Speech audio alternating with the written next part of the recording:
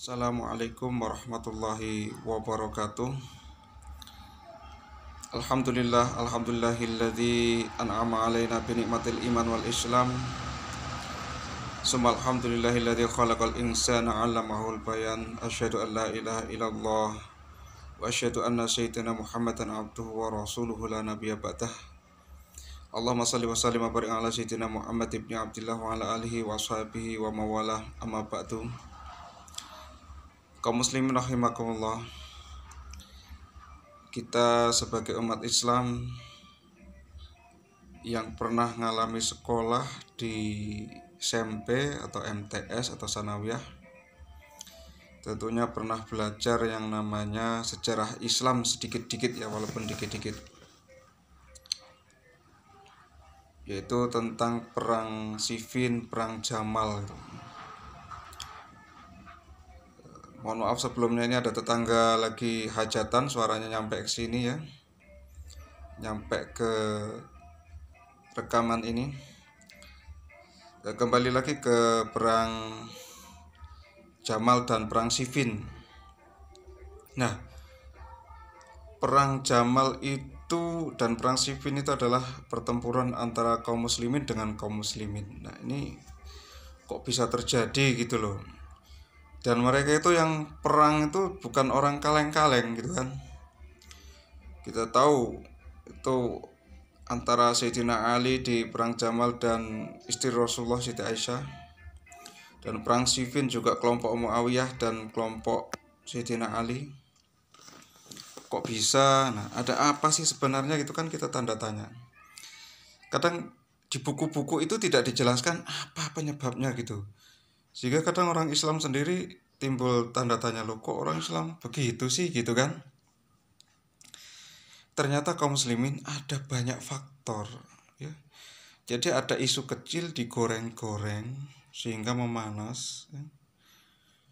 Loh kok terjadi setelah Rasulullah wafat? Nah, ketika Rasulullah masih hidup, ketika ada masalah itu malaikat Jibril langsung ngasih tahu. Nah, ini hanya fitnah, segera ditangani gitu kan, tertangani. Ketika Rasulullah sudah wafat kan Jibril gak turun-turun lagi itu, gak ngasih wahyu, gak ngasih kabar-kabar, gak ngasih informasi, sehingga para sahabat pun ada fitnah, ada apa gak ketahuan.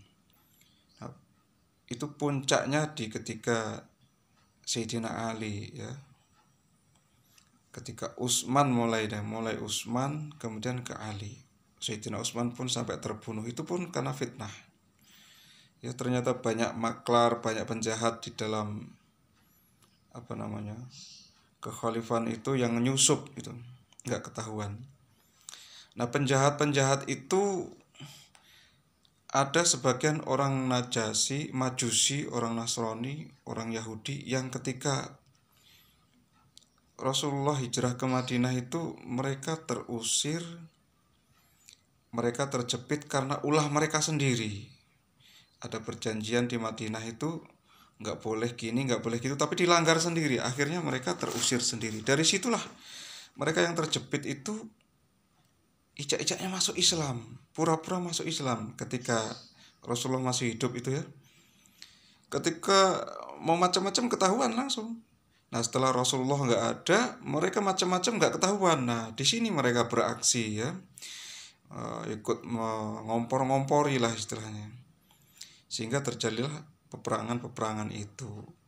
Kalau kaum muslimin sendiri sebenarnya sudah menyadari bahwa itu adalah fitnah gitu ya, tetapi karena kompor ini semakin panas kan begitu ya, mereka kan masuk Islamnya hanya pura-pura karena kejepit, nyari aman saja gitu kan. Nah, setelah itu seperti zaman Umar sendiri itu ada orang Majusi penyembah api itu kan membunuh Sayyidina Umar, kemudian tertangkap. Nah, pasti banyak lagi kawan-kawan mereka ya itu yang menyusup. Kelihatannya rajin sholat jamaah bareng, tapi menyusup akan membunuh Sayyidina Ali. Mereka orang Khawarij juga nyusup dalam Khawarij, nah kan gitu. Jadi inilah alasannya kaum muslimin kenapa Sayyidina Ali dan istri Rasulullah Sayyidah Aisyah sampai terjadi perang Jamal. Nah itu ya, penyebabnya banyak.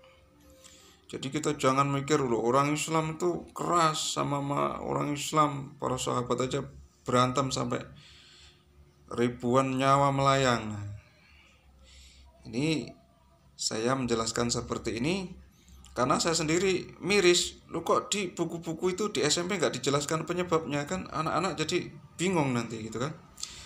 Setelah saya baca-baca, oh begitu ya. Coba sebagai ini saya sarankan kepada guru-guru yang ngajar di SMP atau di MTS, ketika menemukan sejarah ini tolong ditambahi ya, ceritanya jangan apa yang adanya begitu saja, nanti anak-anak bingung. Baik, terima kasih atas perhatiannya, kurang lebih mohon maaf. Wassalamualaikum warahmatullahi wabarakatuh.